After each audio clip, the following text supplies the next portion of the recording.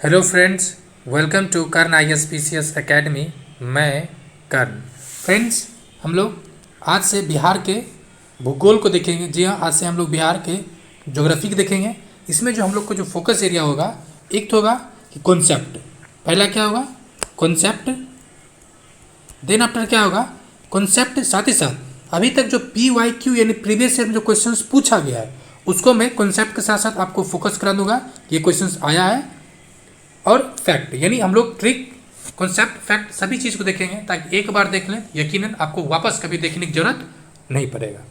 तो हम लोग देखते हैं। अगर आपको याद है इंडिया का मैप, आपको ये बिहार दिखेगा। बिहार क्या दिख रहा है? उत्तर में। जी हाँ, ये जो इलाका है चिकन नेक, इसको कहा जाता है उत्तर पूर्व, उत्तर पूर्वी। अब बाकी जो उत्तर है, तो हम बिहार की स्थिति क्या है? उत्तर में है। भारत के क्या है? उत्तर में। तो ये चीज़ आपको ध्यान रखना है। अब हम लोग देखते हैं क्या स्थिति है, हम लोग को जो पढ़ना है किस तरह से। तो एक तो इसका जो भौगोलिक रूप से क्या है, बिहार मैदानी क्षेत्र है। क्या है? मैदानी क्षेत्र है। उसे अगर आपको बिहार के मैप याद हो इस तरह से, चलो बोलिए, ये ऊपर का क्या है? नेपाल है। नीचे क्या है? दक्षिण का पठार है। इधर गंगा का मैदान है और इधर भी बंगाल। यानी बिहार मुख्यतः क्या है? बिहार का 94% एरिया क्या है? तो मैदानी क्षेत्र है। क्या है? मैदानी क्षेत्र है। उसके अलावा गंगा मैदान क्षेत्र में बसा एक समृद्ध क्षेत्र है। यह नेपाल के तराई, जी हाँ, ऊपर कौन सा क्षेत्र है? तो नेपाल का तराई क्षेत्र है। और इस साइड कौन है? विंध्य का पहाड़ी है। और नीचे जो है वो धारवाड़ की चट्टान है। यानी बिहार मुख्यतः जो है इसका 94% एरिया क्या है? मैदानी क्षेत्र है। और मैदानी डिवीजन है उत्तर और दक्षिण में। तो ये किसके कारण है? तो गंगा नदी के कारण ये इसका डिवीजन है उत्तर और दक्षिण में। ठीक है। बिहार पूर्वी भारत में राज्य है जो एक भौगोलिक रूप से तीनों और विभाजित है। जी हाँ, उत्तर पूर्व में अगर आप देखिएगा तो बिहार कहाँ पर है? यहाँ पर है। ठीक है। नेक्स्ट आप देखिए, हम लोग जो आगे पढ़ना है बिहार के अगर विभाजन देखें तो पहला एक देखेंगे पर्वतीय क्षेत्र जो नेपाल का क्षेत्र है। उसके अलावा गंगा का ऊपर नीचे जो मैदानी क्षेत्र है। उसके अलावा जो पठार क्षेत्र है, पठार में भी दो, एक बिंद में मात्र 2 जिला है। जी हाँ, बिंद में कितने जिला है? 2 जिला। एक कैमूर, दूसरा रोहतास। अब बिहार में अगर पठार की बात की जाए तो 2 तरह के पठार है, 2 क्रम की पठार है। एक धारवाड़ क्रम की, दूसरा बिंद की। बिंद में कितना? मात्र 2 जिला। और जो बाकी बचेगा किसका हो जाएगा? तो धारवाड़ की। हम देखेंगे उसको मैप से भी देखेंगे, बट एक बार नॉर्मल इसको देख लेते हैं। अब यहाँ से चलते हैं, इसको मैप के थ्रू पहले देखते हैं। ये देखिए बिहार ओवरऑल, ये देखिए इसको देखते हैं। अगर पठार के तौर पे देखें तो ये जो दक्षिण का पठार है, ठीक है, ये बिंद का पठार होगा। और ये हो जाएगा सोमेश्वर श्रेणी। ये जो बाकी इलाका बचा है, अगर इसको अलग कलर से हाईलाइट कर देते हैं, ये जो इलाका है पूरी तरह से क्या है? ये मैदानी इलाका है। ये कितना है? 94%। ठीक है। ये इसमें कौन जिला है? बिंद में 2। कितने जिला है? 2। एक तो कैमूर, दूसरा रोहतास। अब बाकी जो बच रहा है आपको सब किसका है? छोटा नागपुर अर्थात धारवाड़ क्रम की चट्टान है। पहला विभाजन था वो सोमेश्वर श्रेणी है। कौन सा था? सोमेश्वर श्रेणी। ये कौन सा पार्ट है इसको हम लोग देख लेते हैं। ये जो सोमेश्वर की जो श्रेणी है, ठीक है, ये यानी जो पश्चिम चंपारण का जिला है, कौन सा जिला है? पश्चिम चंपारण जिला है। इसको 3 पार्ट में डिवाइड किया गया। कितने पार्टों में बांटा गया? 3 पार्ट में। ये है किसका पार्ट? एक्चुअली में ये जो है शिवालिक का पार्ट है। किसका है? शिवालिक का। ठीक है, शिवालिक यानी हिमालय का जो गिरिपद क्षेत्र है, यानी किसका? गिरिपद, उसका भाग है। और इसको 3 पार्टों में अलग अलग डिवाइड किया गया। यानी फर्दर इसको जो बिहार का जो हिमालय का क्षेत्र है, ठीक है, यह पर्वतीय क्षेत्र है, उसको कितना पार्ट डिवाइड किया गया? 3 पार्ट में। पहला कौन है? तो पहला है सोमेश्वर श्रेणी जो सबसे उत्तर में, यानी भारत और नेपाल के बीच का जो सीमा, बिहार और नेपाल के बीच का जो सीमा निर्धारण करता है बिहार में, वो कौन सा श्रेणी है? सोमेश्वर श्रेणी है। उसके बाद कौन सा है? उसके बाद है दून घाटी। जी हाँ, उसके बाद कौन सा है? दून घाटी। और फिर अंतिम है रामनगर दून। या ये कह सकते हैं कि सोमेश्वर श्रेणी के दक्षिण में कौन सा है? दून घाटी। और रामनगर के उत्तर में कौन सा घाटी है? दून घाटी। ठीक है। अगर एक चीज़ और पूछा जाता है, बिहार के सबसे ऊंचा क्षेत्र कौन सा है? देखिए, पठार का मतलब ही होता है कि नॉर्मली 1000 मीटर तक ऊंचाई क्षेत्र। और अगर आपको याद हो, शिवालिक का जो ऊंचाई है वो 900 से 1500 के आसपास या 900 से 1200 कहीं मिलेगा। यानी सबसे ऊंचा क्षेत्र अगर बिहार का कहीं है तो कौन सा हो जाएगा?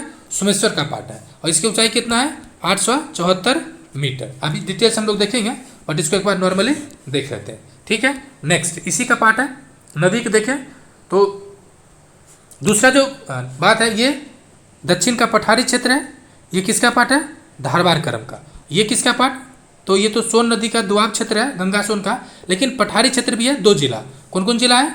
कैमूर एंड रोहतास, जो आपको याद हो गया होगा अभी तक। अब इसको देखते हैं, ये जो क्षेत्र बना है, ठीक है, यानी ये मैदानी क्षेत्र, उसके अलावा ये पठार का क्षेत्र, ये पर्वतीय क्षेत्र, ये आखिर बना कब है? ठीक है, तो यहीं पर देख लेते हैं, आगे देखेंगे। सबसे पहले तो सबसे पुराना एक सवाल आता है बीपीएससी में, कई बार पूछा गया है कि बिहार का सबसे पुराना कौन सा भाग है? तो सबसे पुराना भाग जो है वो दक्षिण का पठारी क्षेत्र है। ये किसका पार्ट है दक्षिण वाला? तो धारवाड़ का। किसका पार्ट है? तो धारवाड़ का। फिर दूसरा क्रम पर कौन है? दूसरा जो है विंध्य का। तीसरा क्रम का कौन है? तीसरा जो है ये नेपाल का तराई क्षेत्र या पर्वतीय क्षेत्र, नेपाल का पर्वतीय क्षेत्र। और पर्वत और जो विंध्य या जो धारवाड़ क्रम के नदियों द्वारा लाए गए निक्षेप से मैदान बना है, यानी मैदान बिहार का सबसे अंतिम में बना है। ये भी पूछा जा सकता है, बिहार में जो भूगोल की स्थिति है उसमें सबसे अंतिम में निर्माण किसका हुआ है? तो सबसे अंतिम हुआ है मैदान का। कारण क्या है? तो मैदान जो निर्माण हुआ है ये नदियों के द्वारा लाए गए अवसाद या निक्षेपण से हुआ है। ठीक है, तो ये ध्यान रखना, इसको याद कैसे रखना? देखिए आपका जो हाथ है यहाँ से शुरू कीजिए 1 नंबर, फिर है ये 2 नंबर, ये 3 नंबर, और मैदानी क्षेत्र क्या है? 4 नंबर।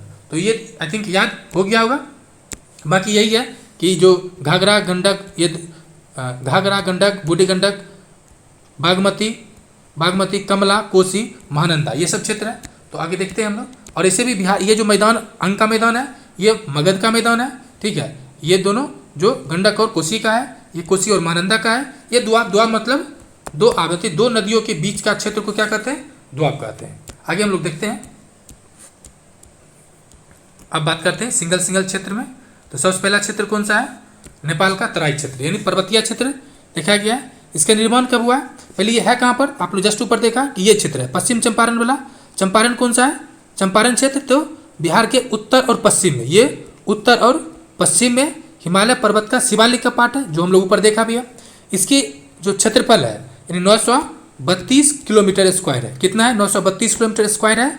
इसका विस्तार मुख्य रूप से पश्चिम चंपारण जिले में ये 3 उपवर्गों में विभाजित है। मुख्य रूप से कौन सा जिला में? यहाँ देख सकते हैं फिर से, कौन जिला में? तो पश्चिम चंपारण। ये कौन सा जिला में? मुख्य रूप से पश्चिम चंपारण, और 932 किलोमीटर इसका क्षेत्रफल है। सोमेश्वर श्रेणी, दून घाटी और रामनगर दून। तो सोमेश्वर श्रेणी में क्या है? ये भारत और नेपाल के बीच अंतर्राष्ट्रीय सीमा बनाती है। उत्तर में जहाँ ये जिस बिंदु पर फैली है वहाँ से त्रिवेणी नहर शुरू होता है। जी हाँ, यानी पश्चिम चंपारण से जहाँ पर ये जो जिला है ये तराई क्षेत्र है, यहीं से क्या शुरू होता है? तो त्रिवेणी नहर, यानी त्रिवेणी नहर कौन सा जिला में हुआ? तो चंपारण में। ठीक है, और भिखना टोरी दर्रे के पास समाप्त हो जाता है। ऊपर में त्रिवेणी नहर और नीचे भिखना टोरी दर्रा है। ठीक है, नेक्स्ट क्या रहा है? इसका निर्माण कब हुआ है? हम लोग जस्ट देखा था, 1 नंबर ये था, 2 नंबर ये था और 3 नंबर ये था, यानी तृतीयक काल में। कब हुआ है? तृतीयक काल में। ये पहाड़ी उत्तरी गंगा के मैदान में स्थित है और बिहार के उत्तर पश्चिम भाग के घेरे हुए है। राज्य की सबसे ऊंची चोटी सोमेश्वर पहाड़ी है जो 874 मीटर की है। ठीक है, नेक्स्ट जो है वो दून घाटी है। यह सोमेश्वर श्रेणी और रामनगर पर्वतमाला के बीच में है। जी हाँ, सोमेश्वर श्रेणी, रामनगर और बीच का जो क्षेत्र है ये क्या है? तो दून घाटी है। इसको दून वैली के नाम से भी जाना जाता है। और ये 21 किलोमीटर लंबा, कितना है? 21 किलोमीटर लंबा और 152 मीटर ऊंचा। इसका ऊंचाई भी ज़्यादा नहीं है। और ये एरिया देखिए कितना है? 214 किलोमीटर क्षेत्र में ये फैला हुआ है। और इसकी अधिकतम ऊंचाई, जी हाँ, इसकी अधिकतम ऊंचाई कितना है? 240 मीटर। यानी मैक्सिमम कौन सा है? सोमेश्वर श्रेणी का 874, उसके बाद 240 इसका है और 242 है रामनगर दून का। ये पूछा जा सकता है कि ये जो कौन चोटी में हाईएस्ट कौन सा है? तो सोमेश्वर का सबसे ज़्यादा है। उसके बाद कौन सा है? तो रामनगर दून का है। फिर आ जाता है आपको दून घाटी का।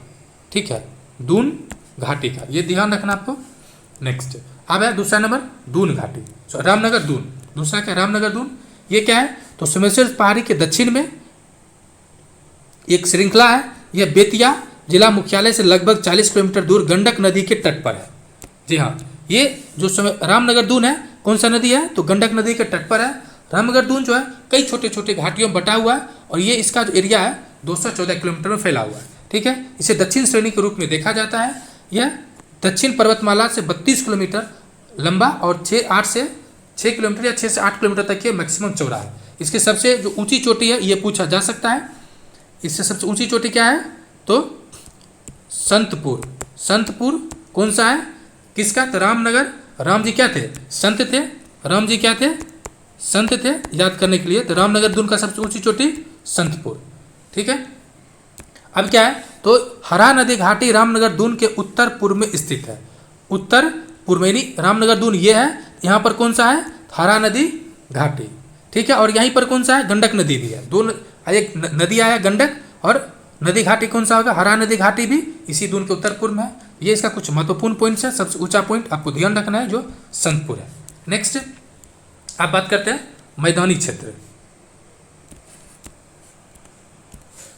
94 से 96 किलोमीटर इसका है प्रतिशत है। ठीक है, 94 से 96, अलग अलग बुक में 94 है, 96 दे रखा है, बट इसमें दे रखा है 96% मैदानी क्षेत्र है। और आपको याद हो थोड़ा सा भी मैप, तो ये दिख जाएगा आपको, ये पठारी, ये पहाड़ पर्वत, और बाकी जो कौन सा क्षेत्र है, तो बाकी आपको मिल जाएगा ये पूरा पूरा क्या है, मैदानी क्षेत्र। और ये 94 से 96% एरिया है। ठीक है, अब देखिए ये जो मैदानी क्षेत्र है, मैदानी क्षेत्र का निर्माण कैसे हुआ, तो पर्वत से जो नदी लेकर आया निक्षेप, और जो पठार से गया से, ये पर्वत और पठार के लाए गए निक्षेप से निर्माण हुआ है, जो ऊपर चर्चा भी की है।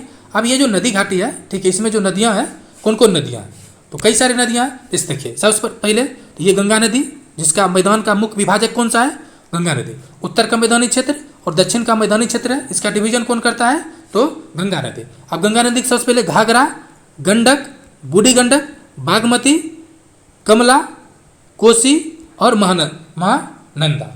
ठीक है, महानंदा। अब देखिए एक कभी महानदी भी है, महानदी और महानंदा। आप कंफ्यूज हो सकते हैं, तो सिंपल जैसे मैंने ट्रिक बना रखा था कि नंदा भैया हमारे एक भैया है जिसका नाम है नंदा। ठीक है, चूंकि नंदा भैया है, वो नंदा भैया कहाँ रहते हैं, बिहार में। तो बिहार में कौन सा हो जाएगा,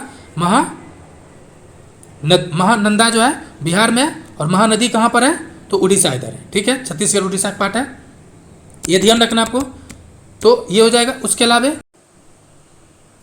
अब जो मैदानी का जो उत्तर का मैदान है और दक्षिण का मैदान है, ठीक है, तो हम देखते हैं उत्तर का मैदान, यानी अगर ये बिहार है, मान लेते हैं ये गंगा नदी है, तो गंगा नदी की जो उत्तर का क्षेत्र है, उत्तर का मैदान है, दक्षिण का क्षेत्र है जो दक्षिण का मैदान है। उत्तर क्षेत्र थोड़ा बड़ा है, उत्तर क्षेत्र क्या है, बड़ा है, दक्षिण का मैदानी क्षेत्र छोटा है। इसका निर्माण किससे हुआ है, इसका निर्माण हुआ है गंगा और उसके सहायक नदियों से लाए गए निक्षेप से, नीचे सोन और उसके सहायक नदी या पुनपुन, करमनासा, फल्गु, अजय इत्यादि नदी से। ठीक है, अब क्या रहा है, इस मैदान का निर्माण वही गंडक, घाघरा। आप एक सीरीज बना लीजिए एकदम याद रखने के लिए, कौन कौन नदी है, देखिए घाघरा, गंडक, बूढ़ी गंडक, बागमती, फिर बागमती, तब कमला, फिर कोसी। ठीक है, कोसी, फिर महानंदा। एक चीज़ आपको कंफ्यूज हो सकता है कि बिहार में कौन सा है, महानंदा है या महानदी है। ठीक है, महानदी, महानदी। आप देखिए मैंने ट्रिक मतलब याद रखा है, हमारे भैया एक भैया है, उनका नाम है क्या, उनका नाम है नंदा भैया। क्या नाम है, नंदा भैया। तो उसकी नौस रखा मैंने, जो महानंदा है कहाँ पर है, बिहार में है, और महानदी कहाँ पर है, छत्तीसगढ़ उड़ीसा के रास्ते ये जाती है बे ऑफ बंगाल में। ठीक है, ये ध्यान रखना है, नदियों के निक्षेप से लाया है। अब देखिए याद कैसे रहेगा कि अगर आपको ध्यान हो तो डिवीजन एक पिछले क्लास में मैंने बताया है, तो दक्षिण बिहार में 4 प्रमंडल है। ठीक है, और उत्तर बिहार में 5 प्रमंडल है। क्या है, उत्तर बिहार में 5 प्रमंडल और दक्षिण बिहार में 4 प्रमंडल। तो जो उत्तर बिहार के जो प्रमंडल जिला है वो सब आ जाएगा, उसके निर्माण हुआ है गंगा और उसके सहायक नदी से, जिससे देख लीजिए कौन कौन जिला आ जाएगा, तो तिरहुत प्रमंडल, सारण प्रमंडल, पूर्णिया प्रमंडल, दरभंगा प्रमंडल और कोसी। ये 5 प्रमंडल किस में है, उत्तर बिहार में 5 प्रमंडल, और बाकी जो है सब दक्षिण में है। ठीक है, और पश्चिम में घाघरा, गंडक से लेकर पूर्व में महानंदा घाटी तक फैला हुआ है। इस मैदान का उत्तर पश्चिम भाग, पूर्वी पश्चिम भाग जिले स्थित है। ये तो वही चीज़ जो है जो डिस्कस किए ऊपर। अब देखिए ये जो मिट्टी है ये छिद्रनुमा है, चूँकि ये क्या है, नदियों की मिट्टी है, छिद्रनुमा। इससे क्या हो रहा है, इसके जल भराव की इसमें ज़्यादा होता है।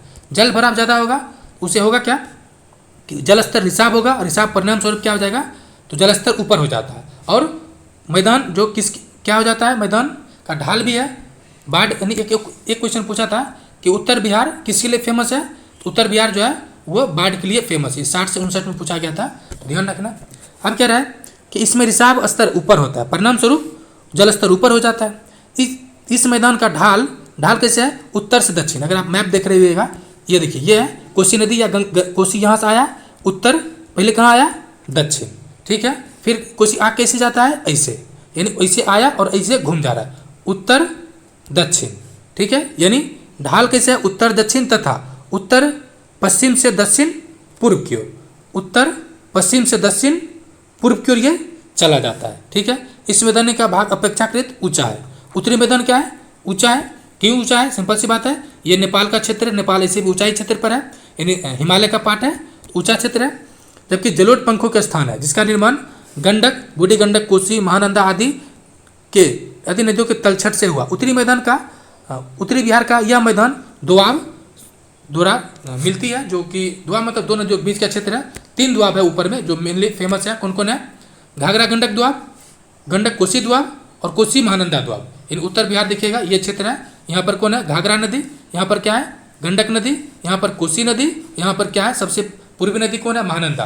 तो घाघरा गंडक, गंडक कोसी, कोसी महानंदा, ये 3 दोआब है, ये हो गया। नेक्स्ट है दक्षिण बिहार की नदियाँ।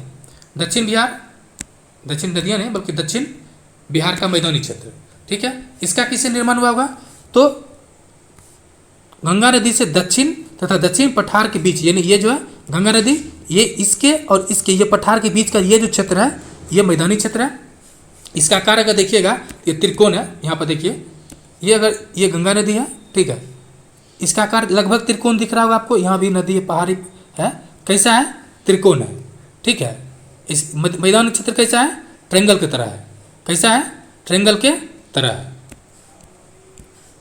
अब यह क्या है कि यह मैदान गंगा के अवस्थित है। उत्तरी मैदान की तुलना में इसका आकार छोटा है, कारण क्या है कि दक्षिण बिहार में बहुत सारे पठार हैं। एक त्रिकोणीय आकार का मैदान है और इसका मगध के नाम से जाना जाता है। ये जो पूरा क्षेत्र है ये कौन सा नाम जाना जाता है, मगध के नाम से। और मैंने आपको ट्रिक बताया था कि मगध में प्रमंडल कितना जिला है, 5 जिला। मगध प्रमंडल में कितना जिला है, 5 जिला। और नाम क्या है, तो मगध नरेश क्या है, गंजा है। मगध नरेश क्या है, गंजा है, क्या हो जाएगा, गया, औरंगाबाद, नवादा, जहानाबाद, नवादा नहीं, नालंदा, नवादा ही है, और अरवल, ये हो जाएगा। अब क्या रहा है, मगध मैदान के नाम से जाना जाता है। यह उत्तर में गंगा नदी, पूर्व में ताल क्षेत्र तथा दक्षिण में पहाड़ी इलाका और पश्चिम में सोन नदी से घिरा हुआ है। इसका क्षेत्रफल लगभग कितना है, 1330 किलोमीटर है। और ये गंगा, ये इसमें गया, जहानाबाद, औरंगाबाद, पटना, नालंदा, नवादा जिले शामिल है। इस मैदान का निर्माण गंगा नदी तथा इसके मुख्य सहायक नदी में पुनपुन, सोन, फल्गु, कर्मनासा भी फेमस नदी है, कर्मनासा इत्यादि नदियों के कारण हुआ है, ठीक है। इसका ढाल पूछा जा सकता है। इस मैदान का ढाल जो है, देखिए ये बिहार है, बिहार का दक्षिण इलाका, दक्षिण पश्चिम, ठीक है, दक्षिण से पश्चिम यानी इधर से जाता है, तो ये दक्षिण पश्चिम से उत्तर पूर्व ऐसे जाता है, यानी उत्तर पूर्व की ओर। इस क्षेत्र का 3 उपवर्गों में बटा गया दोआब के आधार पर। तो वही पहला क्षेत्र है ये वाला, गंगा नदी, गंगा सोन दोआब, ठीक है। फिर मगध का मैदान, और ये कौन सा मैदान है, अंग का मैदान, ये हो गया। अब बात करते हैं हम लोग पठारी क्षेत्र को, ऊपर चर्चा भी किए थे हम लोग। तो बिहार के दक्षिण सीमा पर पठार एवं पहाड़ी क्षेत्र है जो झारखंड की सीमा सजा करती है, ठीक है। दक्षिण में पठारी क्षेत्र 2 क्रमों में बटा हुआ है, यहाँ देख सकते हैं, ये पठारी क्षेत्र है 2 क्रम में, एक धारवाड़ क्रम का है, दूसरा बिंद क्रम का। और मैंने आपको अभी जस्ट कितनी बार चर्चा किया है, बिंद क्रम में 2 जिला, कैमूर और रोहतास। कितना जिला, कैमूर और रोहतास। कार याद कर सकते हैं, कैमूर और बिंद में कार चलता है, ठीक है। बिंद में क्या चलता है, कार, यानी कैमूर और रोहतास, ठीक है। और ये भी बताया था ये सबसे पुराना है, ये उसके बाद है, ठीक है। तो ऊपर देखते हैं, अब देखिए जो धारवाड़ क्रम की चट्टानें हैं ये याद नहीं करना, क्या करना है, धारवाड़ क्रम चट्टान को याद नहीं करना। याद किसको करना है, तो मात्र कैमूर और रोहतास को, बाकी सब क्या धारवाड़ क्रम के हैं। तो बाकी मुंगेर, जमुई, नवादा, गया, ठीक है, बाकी जो भी जिला है सब किस में है, धारवाड़ क्रम की चट्टान। अन्य महत्वपूर्ण तथ्य है कि बिहार के उत्तरी मैदान, उत्तरी गंगा के मैदान प्राकृतिक रूप से जलमग्न निम्न भूमि है, ठीक है। यानी एक चीज़ कहिए, जैसे कि हम लोग बिहार में कहते हैं ना, जैसे ये बिहार है, उत्तर में जो क्षेत्र जहाँ पर पानी लग जाता है, ये क्षेत्र, इसको हम लोग कहते हैं चौर। क्या कहते हैं? नहीं कहते चौर जाओ या मन, चौर या मन। वही दक्षिण बिहार के जो क्षेत्र है जहाँ पे पानी लग जाता है निम्न भूमि, उसको कहते हैं टाल। क्या कहते हैं? टाल। ये एक्चुअली ताल था, ताल से क्या हो गया, अपभ्रंश होकर ये टाल हो गया। यानी उत्तर वाले क्या कहते हैं, चौर या मन, नीचे वाले को टाल। वही कह रहा है, जो चौर या मन कहा जाता है गंगा के मैदानी बाढ़ क्षेत्र बनने वाली विशेष आकृति को दियारा कहा जाता है। दियारा उत्तर में भी है, दक्षिण में भी है। नेक्स्ट है कि उत्तरी गंगा के मैदान में कई मन और चौर है, और ये जो मन और चौर है, जो गोखुर, गाय के गोखुर जैसा बन जाता है, इसी में क्या निर्मित हुआ, पानी लगने से गोखुर झील पाई जाती है। जैसे कि आपको काबर ताल झील है, ठीक है, काबर ताल झील जो बीपीएससी में कई बार पूछ चुका है, ठीक है।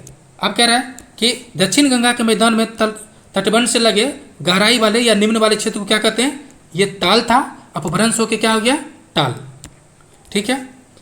उत्तरी गंगा का मैदान बाढ़ की विभीषिका के लिए फेमस है, और ये 60 से 59 में एक बार पूछा जा चुका है। अब एक बार वही देख लीजिए, इसको फिर से चित्र को देख लीजिए ताकि क्लियरिटी आ जाए। ये कौन सा हुआ, धारवाड़ क्रम। सबसे पहले निर्माण किसका हुआ, धारवाड़। देखिए आपका दाहिना हाथ यहाँ शुरू हुआ 1 नंबर, फिर 2 नंबर, फिर 3 नंबर और फिर 4 नंबर। लेकिन ये पूछा जा सकता है कि सबसे अंतिम निर्माण किसका हुआ है, तो एक बार पूछा गया, तो सबसे अंतिम निर्माण हुआ गंगा के मैदानी क्षेत्र का। उसके पहले टर्शियरी काल में, ठीक है, उसके बाद बिंद में, फिर अंतिम में सबसे पहले कौन हुआ, धारवाड़, बिंद, टर्शियरी एंड क्वाटनरी, चौथा, ठीक है। नेक्स्ट अब इधर देखते हैं कुछ और विशेषता इसकी, कौन कौन जिला है या निर्माण कब हुआ है। देखिए सबसे पहला धारवाड़ क्रम, धारवाड़ और विंध्य दोनों किस क्रम में निर्माण हुआ है, यानी जो बिहार का जो पठारी क्षेत्र है, पठार जो है उसका निर्माण कब हुआ है, प्री कैम्बियन में। कब हुआ है, प्री कैम्बियन में, ठीक है। और इस यानी ये सवाल बन जाए कि बिहार के निम्नलिखित में से कौन कौन से जिला प्री कैम्बियन में निर्माण हुआ है, तो ऑप्शन क्या हो सकता है, तो मुंगेर, जमुई वाला भी सब हो जाएगा, और रोहतास के मूर वाला हो जाएगा, क्योंकि दोनों ही आता है प्री कैम्बियन में। उसके बाद है टर्शियरी, यानी जो चंपारण वाला, यानी पर्वतीय क्षेत्र, ये हुआ प्लिस्टोसीन फेज, और हम ऊपर से हम चर्चा कर रहे थे टर्शियरी यानी तीसरा वाला।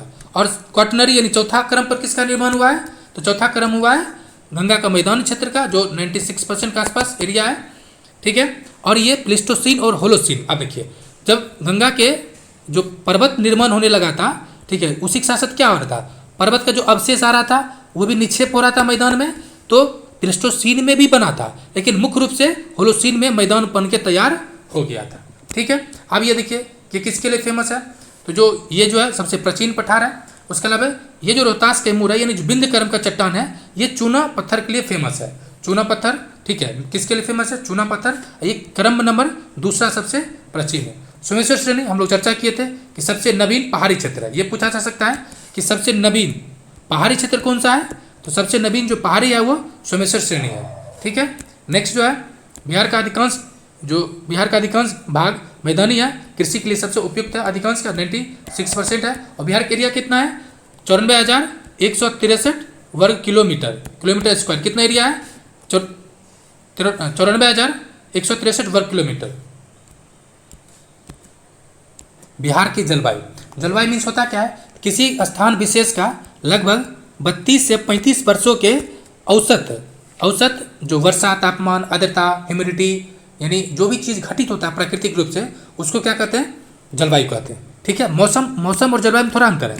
मौसम क्या है, तो मौसम याद गाना सुने ना, मौसम की तरह बदल तो न जाओगे, है ना। तो ये मौसम क्या है, मतलब पल भर में बदलता है, क्षण एक हो सकता है, अभी आप कुछ और कर रहे हैं, एक क्षण बाद कुछ और कर सकते हैं। लेकिन जलवायु 32 से 35 वर्षों के एक समग्र औसत अध्ययन को जलवायु कहते हैं, ठीक है।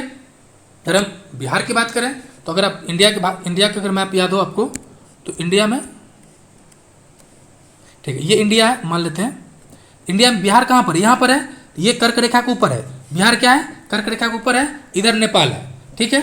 यानी तो ये जो जलवायु है किस तरह से, उपोष्ण, चूंकि नेपाल हिमालय सटा हुआ है, उपोष्ण, कटिबंधीय या मानसूनी, दोनों ऑप्शन हो सकता है, उपोष्ण भी हो सकता है और मानसूनी भी। एक तो मेनली जो ऑप्शन आता है भारत की जलवायु कैसा है, मानसूनी है, या हो सकता है आपको बिहार की जलवायु अगर पूछा जाए तो मानसूनी और उपोष्ण कटिबंधीय दोनों हो जाएगा, ठीक है। अब देखिए कौन कौन से कारक है इसको प्रभावित करने वाले। तो जो कारक है, एक तो उपोष्ण है, उसका कारण है अक्षांशीय, ठीक है, क्योंकि अक्षांश को लेके ये होता है कितना अक्षांश दूर है उससे तय होता है, यानी कर्क रेखा से कितना दूर है, कितना नज़दीक है। दूसरा हिमालय की स्थिति, हिमालय एक बहुत बड़ा डिवाइडर काम करता है। अगर हिमालय नहीं होता तो हम लोग किधर भी साइबेरियन जो ठंड सर्द हवा है आता है, लेकिन हिमालय क्या करता है, उसको रोक लेता है। दूसरा बंगाल की खाड़ी, अब जैसे बंगाल खाड़ी के हम लोग पास में है, उससे क्या होता है, बंगाल के खाड़ी में जो चक्रवात आता है उसका असर बिहार पे पड़ता है, यानी बिहार में भी बारिश होती है, मौसम नहीं बल्कि जलवायु में परिवर्तन होता है, ठीक है। उच्चवाच यानी ऊंचाई, बिहार कितना ऊंचाई है पृथ्वी तल से, समुद्र तल से। उसके अलावा मानसून का प्रभाव, जी हाँ, बिहार में 3 तरह का मानसून आता है, अभी हम लोग चर्चा करेंगे आगे। फिर हवाएं के यानी इतना कारक है जो मानसून को या जलवायु को प्रभावित करता है, जलवायु के कारक के तौर पे आता है। अब बात करते हैं, ये सवाल जो कोपेनहेगन का है, 2 बार नहीं 3 बार पूछा है कि इसका वर्गीकरण नाम क्या रखा है, ठीक है, 3 बार पूछा है कोपेनहेगन का वर्गीकरण। हो सकता है अगली बार ये दोनों को पूछ ले, तो देखते हैं हम लोग। कह रहे हैं बिहार के उत्तरी भाग एवं दक्षिणी भाग के भौगोलिक दशाओं के अंतर के कारण, जो उत्तर भाग और दक्षिण भाग, उत्तर हिमालय का पार्ट है और दक्षिण क्या पठारी क्षेत्र है, इसी कारण क्या है जलवायु को अलग अलग वर्गीकृत किया जाता है, ठीक है। जैसे कोपेनहेगन ने क्या किया था कि कोपेनहेगन ने बल्कि कोपेन ने उत्तर बिहार और दक्षिण बिहार को अलग किया था। उत्तर बिहार को क्या किया है CWG और दक्षिण बिहार के AW। ये सवाल पूछ चुका है 2 बार। तो क्या क्या आया था, उत्तर को CWG, दक्षिण को AW, ठीक है। अब बात करते हैं ये जो है प्रवृत्ति, ये क्या बोला था, उत्तर को CAW, एक तरह से कह सकते काउ नहीं है लेकिन याद करने के लिए काउ CAW, और दक्षिण को क्या बोला था AW। यानी एक चीज ध्यान दीजिए, स्टेटमेंट बना सकता है कोपेन और प्रवृत्ति दोनों ही दक्षिण बिहार के जलवायु को AW कहा था। ये क्वेश्चन भविष्य में पूछा जा सकता है, इस तरह से बीपीएससी अपना ट्रेंड चेंज कर रही है, ठीक है। फिर दक्षिण का है, ये जो थॉर्नवेट का है, थॉर्नवेट क्या कहा था कि उत्तर पश्चिम संकीर्ण क्षेत्र, इसको बोला था CBW, छोटका W था, ठीक है। और शेष बिहार को क्या बोला था CAW। ये रहा, पूछा जा चुका है, 1 से 2-3 बार देखिएगा, याद हो जाएगा। बिहार में सामान्यतः 3 ऋतुएं हैं। कौन कौन ऋतु है, तो ग्रीष्म ऋतु, फिर आ जाएगा वर्षा ऋतु, और फिर है कौन शीत ऋतु, ठीक है। अब देखिए ये 3 ऋतु है। सबसे पहले बात करें ग्रीष्म ऋतु का, ये कब आता है, मध्य मार्च के मध्य महीना से जून के मध्य तक, ठीक है, जून के मध्य तक। यानी बिहार में जून में जो वर्षा होता है कब शुरुआत होता है, मध्य जून में, ठीक है। कह रहे हैं कि सूर्य के उत्तरायण की स्थिति, जब सूर्य के उत्तरायण की स्थिति होती है तब तापमान में वृद्धि से वायु दाब में कमी आने लगता है। यह स्थिति मार्च से मध्य जून तक रहती है। ऐसे में देखिए अगर आपको याद हो ग्लोब, तो ये 23 डिग्री, ये 0 डिग्री, और यहाँ पर मान लेते हैं सन। तो जो सूर्य है वो कर्क रेखा और मकर रेखा पर ही सब दिन रहता है। कहाँ रहता है, कर्क रेखा और मकर रेखा पर है। जब सूर्य उत्तरायण होने लगता है यानी कर्क रेखा से उत्तर जाता है तो बिहार यहाँ पर है, बिहार चूंकि भारत यहाँ पर है, बिहार उसी पार्ट है, तो क्या होता है, तो निम्न दाब होता है। निम्न दाब क्या होता है, तो चूंकि टेम्परेचर क्या होगा, ज़्यादा होगा, तो जो एयर में जो ह्यूमिडिटी है वो कम होगा, उड़ेगा, तो निम्न दाब बनेगा। जैसे ही निम्न दाब बनेगा तो ये स्थिति आ जाता है, ग्रीष्म ऋतु की स्थिति आ जाता है, ठीक है। ये इस मौसम में पश्चिम और मध्य बिहार में गर्म हवाएं चलती है, जिसका नाम क्या है, लू क्या है, तो गर्म हवाएं है, क्या है, लू गर्म हवाएं है। और अगर तापमान की बात करें तो औसत जो लगभग तापमान है वो 32 डिग्री सेल्सियस है, लेकिन सबसे ज़्यादा गर्म स्थान गया रहा। गया कितना है, 47, औसत कितना रहा 32, लेकिन गया का रहा 47। एक चीज़ यहाँ से ध्यान दीजिए, एक चीज़ आपको कई बार सुने होइएगा कि जो बेहतर ऑब्जर्वर होता है वही बेहतर क्या होता है, इमिटर होता है, यानी good observer is a good emitter. या ऐसे भी सुने हुई है, जो अच्छा लिसनर होता है वही अच्छा वक्ता होता है, यानी जो अच्छे तरीके से सुन सकता है वही अच्छे तरीके से बोल भी सकता है, ठीक है। तो चूंकि गया सबसे गर्म है, क्यों गर्म है, क्योंकि ये ज़्यादा एब्जॉर्व कर रहा है हीट को, तो सबसे ज़्यादा ठंडा भी कौन होगा? Good observer is a good emitter, क्योंकि ऑब्जर्व कर रहा है गया, तो छोड़ेगा भी कौन? गया। यानी सबसे ज़्यादा गर्म गया है तो ठंडा भी कौन होगा? गया। ठीक है। अब कह रहा है कि मानसून आने से पूर्व बिहार में बंगाल की खाड़ी से आने वाले उष्णकटिबंधीय चक्रवात के कारण वर्षा होती है, जिसे नॉर्वेस्टर या काल बैसाखी कहते हैं। ये जो कह रहा है इसको फिर से समझिए, ये बिहार है, इधर से उष्णकटिबंधीय, ठीक है, इधर से उष्णकटिबंधीय जो चक्रवात आता है इसका नाम क्या है? नॉर्वेस्टर। क्या है? नॉर्वेस्टर। ये जो चक्रवात है मानसून पूर्व यानी प्री मानसून में, जो मानसून पूर्व से जो बारिश होती है बिहार में, उसका कारण क्या है? नॉर्वेस्टर है या काल बैसाखी है। ठीक है, क्या है? नॉर्वेस्टर या काल बैसाखी। और किस तरह चक्रवात है? क्योंकि वो गर्मी का मौसम है तो क्या है? उष्णकटिबंधीय। क्या है? उष्णकटिबंधीय। एक चीज़ और ध्यान दीजिए, शीत ऋतु में यानी ठंड के मौसम में बिहार में बारिश होती है। ये जो बारिश होती है वो पश्चिम साइड से होती है। देखिए ये होती है पूर्व साइड से, बंगाल के खाड़ी से हुआ पूर्व साइड से जो हुआ उष्णकटिबंधीय, ये गर्मी के मौसम में। और ठंडा में जो होता है ये पश्चिम साइड से होता है। ये किसके कारण होता है? ये होता है मेडिटेरियन सी की वजह से। किसके? तो मेडिटेरियन सी के वजह से ये होता है। ठीक है, ये ध्यान रख, अभी जस्ट हम लोग डिस्कशन उसको भी करेंगे, बट अभी आपको ध्यान दिला दिए। नेक्स्ट है वर्षा ऋतु। वर्षा ऋतु कब होता है? तो मध्य जून से, यानी बिहार में 15 जून के आसपास मानसून का प्रवेश होता है। ठीक है, और कब तक रहता है? अक्टूबर मध्य तक। ठीक है, यानी मध्य जून से मध्य अक्टूबर तक रहता है। बिहार में वर्षा मतलब मुख्यतः वर्षा के रूप में जाना जाता है।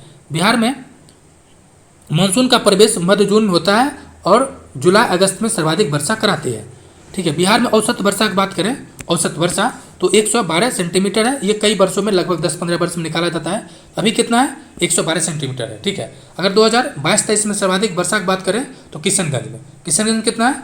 215 सेंटीमीटर है। और सबसे कम कहाँ पर है? तो जहानाबाद में। अब देखिए किशनगंज में बारिश क्यों ज़्यादा हो रहा है, इसके कारण समझिए। बंगाल की खाड़ी है, बे ऑफ बंगाल है, ये किशनगंज है।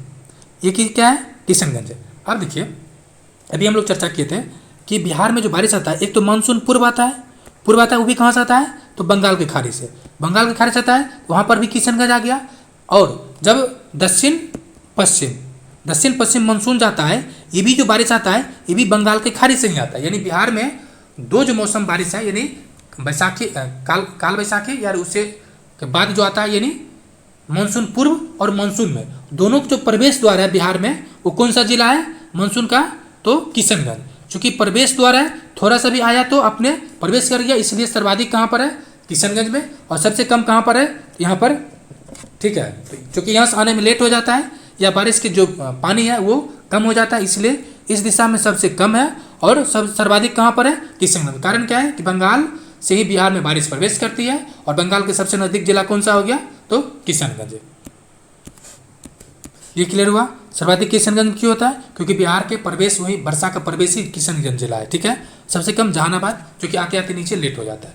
नेक्स्ट है कि बिहार में दक्षिण पश्चिम मानसून की बंगाल के, यानी ये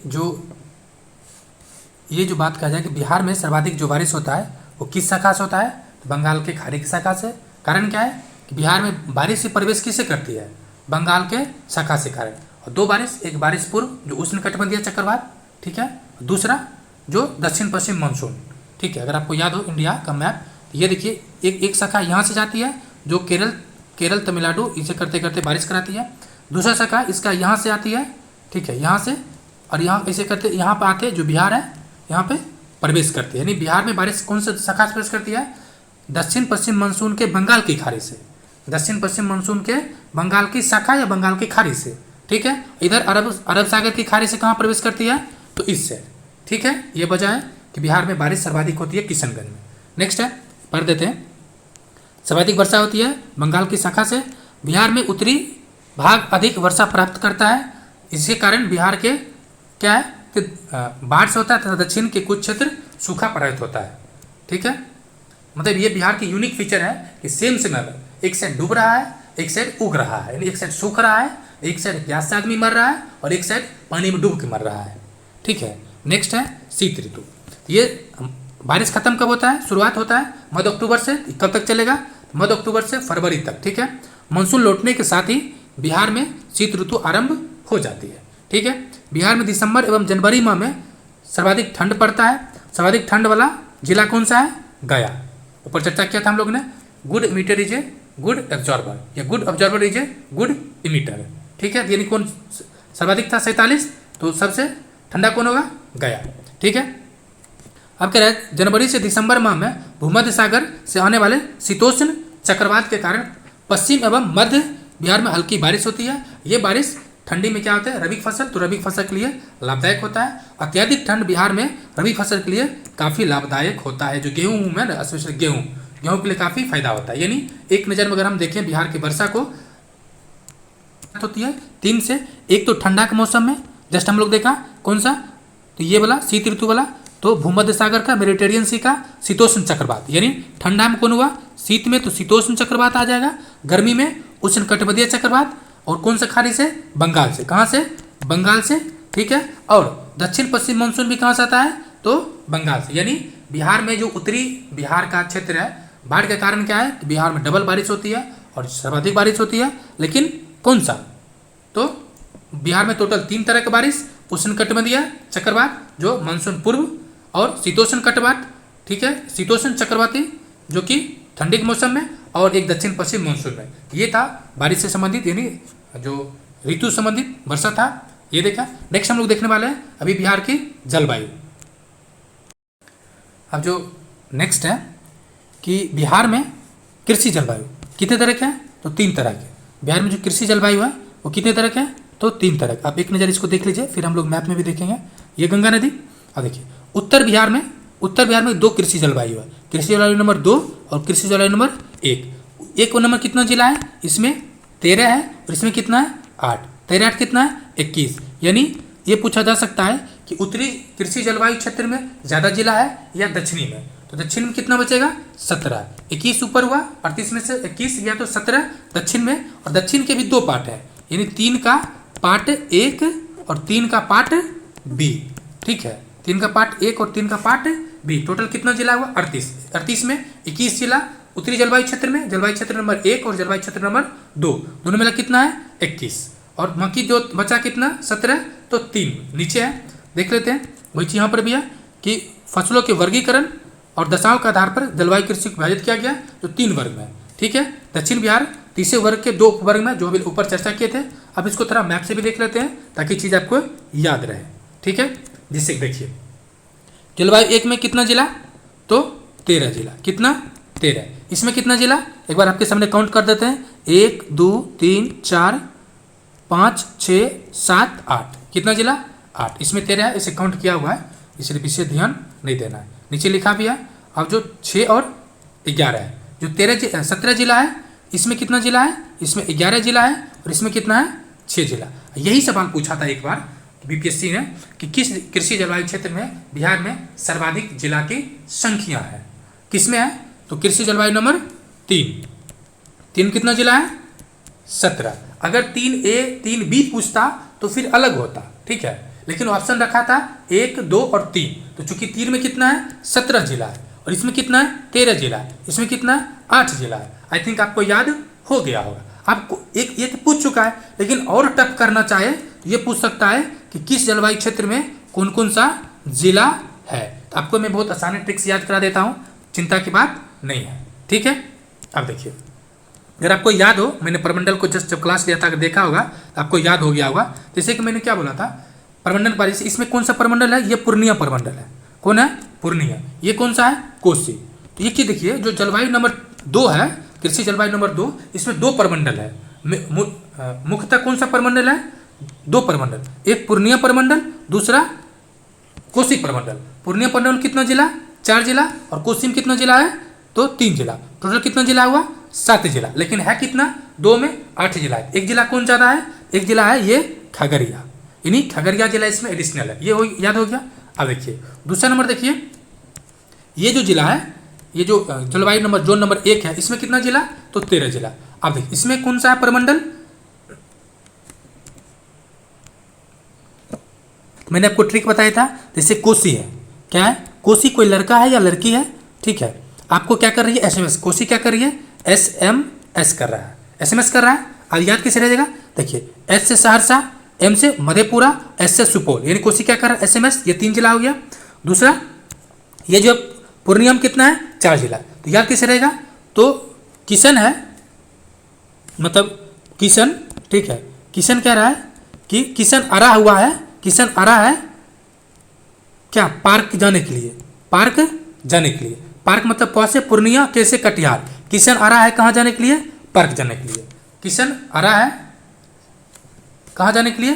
पार्क जाने के लिए। तो ये हो गया 7 जिला। एक तो आपको याद है खगड़िया, ठीक है। नेक्स्ट इसको अगर याद करें तो ये देखिए, ये जो जिला है दरभंगा प्रमंडल, इसमें 3 जिला है। कितने, कौन जिला है? 3 जिला। इसके याद कैसे रखना है? जो SDM भांग खाता है, क्या खाता है? SDM क्या कहता है? भांग खाता है। कौन आ जाएगा? समस्तीपुर, दरभंगा और मधुबनी। भांग से दरभंगा यानी आ जाएगा। ये 3 जिला हो गया। अब बाकी जो है ये 3 जिला है, कौन सा है? इसमें 3 प्रमंडल है। तो एक प्रमंडल हो गया आपको कोसी, दूसरा सॉरी एक प्रमंडल हो गया दरभंगा वाला, 3 जिला SMS, ये दरभंगा SDM, कौन है? SDM 3 जिला। ये देखिए कौन जिला है? तो ये इसमें 3 जिला है। सारण, ये सारण प्रमंडल में। तो सार जो है, सार सिवानी के साथ क्या कर रहा है? लिख देते फिर से, सार सिवानी के साथ, अभी बोलिए, सार सिवानी के साथ क्या खा रहा है? गोलगप्पा खा रहा है, गोलगप्पा, ठीक है। सार क्या खा रहा है? गोलगप्पा खा रहा है। यानी स्वा से सार से सारण, सिवानी तो सिवानी, गोलगप्पा से गोलगप्पा, यानी सार सिवानी के साथ क्या खा रहा है? गोलगप्पा खा रहा है। ये 2 प्रमंडल हो गया। अब तीसरा प्रमंडल जो याद करना आपको, ये चंपारण वाला, यानी तिरहुत प्रमंडल। इसमें कितना जिला है? 6 जिला। ये हो गया। और इसके अलावा इसमें 3, इसमें 6 और इसमें 3, कितना हो गया? 6 6 12। लेकिन है कितना जिला? 13। एडिशनल कौन सा है? समस्तीपुर, ठीक है। एडिशनल कौन सा है? समस्तीपुर। ये हो गया। अब जो बचा ये हो गया। अब जो नीचे जो है ये, इसमें कितना जिला है? तो इसमें जो जिला है 6, इसमें कितना? 11। इसमें 2 प्रमंडल है। इसमें कौन सा प्रमंडल है? 2 प्रमंडल। एक तो मगध प्रमंडल, मगध, दूसरा पटना प्रमंडल। ये मगध में कितना जिला है? 5 जिला। याद कैसे रखना है? मगध नरेश गंजा है। मगध नरेश क्या है? गंजा है। तो गया, औरंगाबाद, अरवल, जहानाबाद, ठीक है। नवादा, सॉरी नवादा, गया, औरंगाबाद, अरवल, जहानाबाद, ये 5 जिला हो गया। और पटना प्रमंडल कितना जिला है? 6 जिला है। ये कौन कौन है? तो आपको ट्रिक के तौर पे याद कर सकते हैं कि रोहू, कतला, आप अपने लिख लीजिएगा, रोहू, कतला, बक्सा में। रोहू, कतला कहाँ पर है? बक्सा में। भोज ना हुआ पटना में।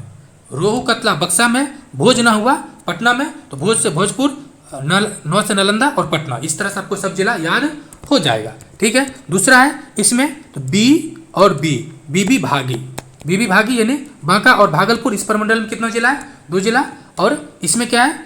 जो मुंगेर प्रमंडल है इसमें 6 जिला है। लेकिन हम लोग देखिए खगड़िया है, ये चला गया है ये सेकेंड जोन में, और बेगूसराय जो है ये चला गया है फर्स्ट जोन में, ठीक है। तो बचा कौन?